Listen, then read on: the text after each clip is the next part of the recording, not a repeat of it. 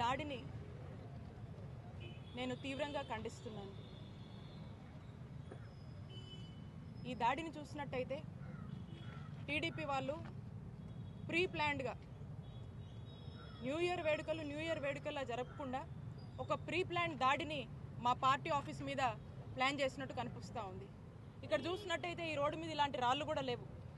ఇలాంటి రాళ్ళు కొన్ని వందల మంది ఇక్కడ గుమిగూడి మరి ఈ రాళ్ళన్నీ కూడా ఇటువైపు ఉన్నటువంటి పార్టీ ఆఫీస్ మీద ఇసరడం మనం చూస్తూ ఉన్నాం. చూడండి, ఈ ఫ్లెక్సీ కనుక లేకపోయి ఉంటే పూర్తి అద్దాలు కూడా ధ్వంసమయ్యేటువంటి పరిస్థితి.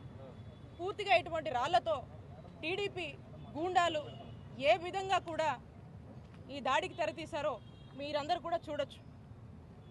ఇది ఖచ్చితంగా ప్రీ ప్లాన్డ్గా జరిగినటువంటి దాడి. దీని వెనకాల ఎవరున్నా కూడా మేము వదిలిపెట్టం.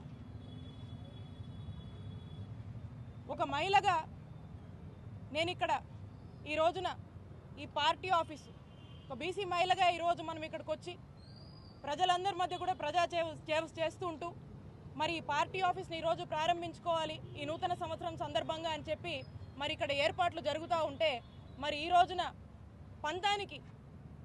పంతానికి వాళ్లకు టీడీపీ వాళ్లకు ఓటమి భయం పట్టుకొని మరి ఏ విధంగా కూడా ఈ దారికి తెరతీశారో ఇక్కడ ఉన్నటువంటి అందరూ కూడా చూస్తూ ఉన్నారు. నేను ఒకటి అడుగుతా ఉన్నాను, గుంటూరు ప్రజలందరూ కూడా విజ్ఞప్తి చేస్తూ ఉన్నాను.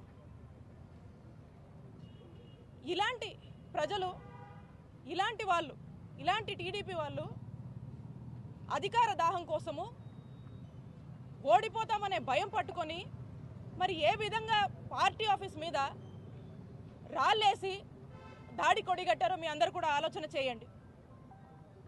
ఒక మంత్రిగా ఈరోజు ఒక మంత్రిగా నేను ఇక్కడ మేము మా వైఎస్ఆర్ కాంగ్రెస్ పార్టీని మేము ప్రారంభించుకుంటా ఉంటే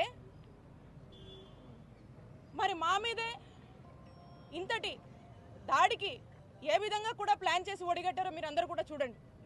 మరి ఇలాంటి ప్రజలు అధికారంలోకి వస్తే ఏమవుతుందో ఒకసారి ఇక్కడ ఉన్నటువంటి సామాన్య ప్రజలు, గుంటూరు ప్రజలందరూ కూడా ఒకసారి ఆలోచన చేయవలసిందిగా కోరుతా ఉన్నాను.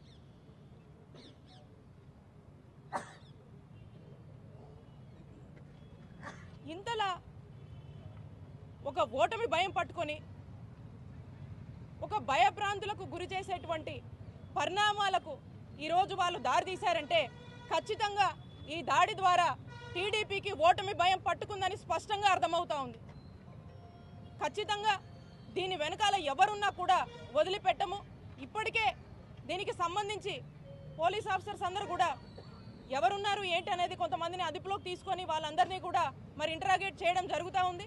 మరి ఇంకా కూడా దీని వెనకాల ఎవరున్నా కూడా ఎట్టి పరిస్థితుల్లో వదిలిపెట్టము. ఈరోజు యథావిధిగా పార్టీ ఆఫీస్ ప్రారంభం ఏదైతే ఉందో దీన్ని యథావిధిగా కూడా చేసుకుంటా ఉన్నాము. ఇక్కడికి నేను ప్రజలకు సేవ చేయడానికి వచ్చాను. ప్రజల మద్దతు, ప్రజల ఆశీస్సులు మాతో ఉన్నంత వరకు ఇలాంటి ఎన్ని దాడులైనా కూడా ఖచ్చితంగా ఎదుర్కొంటాము. అలాగే ఏదైతే మీరు నన్ను భయభ్రాంతులకు గురి చేయాలని మమ్మల్ని భయభ్రాంతులకు గురి చేయాలని ఒక మహిళ కదా తన ఆత్మధైర్యాన్ని దెబ్బతీయాలని ఏదైతే మీరు ఇలాంటి దాడులు చేస్తున్నారో మీరు ఎన్ని చేసినా కూడా ప్రజల మద్దతుతో మా వైఎస్ఆర్ కాంగ్రెస్ పార్టీ కుటుంబ సభ్యులందరం కూడా మేము ధైర్యంగా నిలబడి ఎదుర్కొంటామని చెప్పి ఖచ్చితంగా దీని వెనకాల ఎవరున్నా కూడా వదిలిపెట్టము.